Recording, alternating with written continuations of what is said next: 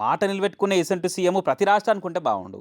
అక్కా చెల్లెలకిచ్చిన హామీల్ని బరాబర్ అమలు చేసుకుంటా అన్న యారు దళపతి అని అనిపిస్తుండు పోరు విజయ్. అసెంబ్లీలో మాట్లాడుకుంటా అక్టోబర్ 2 గాంధీ జయంతి నుంచి మహిళలకు ఫ్రీ బస్సు పథకం అమలవుతుంది, ఆర్డినరీ, ఎక్స్ప్రెస్, డీలక్స్ అన్నిట్లో ఫ్రీ అని చెప్పే వరకు అందరు చప్పట్లు కొట్టిరు. தேசத்தந்தை மகாத்மா காந்தியடிகளின் பிறந்த நாளான அக்டோபர் 2ஆம் தேதி முதல் செயல்படுத்த அரசு முடிவு செய்துள்ளது.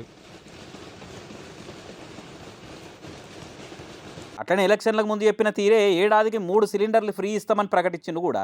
அன்னபூர்ணி சூப்பர் 6 திட்டத்தில் ஆண்டிற்கு 3 விலையில்லா எரிவாயு சிலிண்டர்கள் வழங்கப்படும்.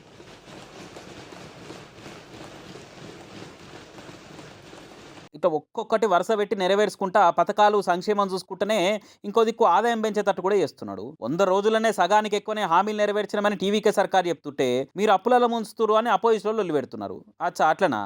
మరి మీరేగా పోయినసారి పవర్లు ఉన్నారు, మరి మీరెందుకు ఖజానా ఖాళీ అయ్యేటట్టు పాలన చేసిరు? అయినా మీరు అధికారంలోకి వచ్చిన ఫస్ట్ 100 రోజుల్లో 28,000 కోట్ల పెట్టుబడులు తెప్పిస్తే అదే సీఎం విజయ్ గెలిచిన 100 రోజుల 1,00,000 కోట్ల పెట్టుబడులతోని కొత్త కంపెనీలు తెచ్చి స్టేటుకు ఇన్కమ్, జాబ్స్ పెంచే పని చేసిండు. ఇచ్చిన హామీలు అమలు చేయకపోతే మస్తుగా మాటలు చెప్పిరు, ఇయ్యకుండా మోసం చేస్తురు అని మీరే అనేటోళ్ళు. ఇప్పుడు ఏ మాత్రం వెనుకపోకుండా నమ్మి ఓటేసిన జనాలకు అన్ని చేస్తుంటే అప్పులైతున్నాయని మాట్లాడతారా?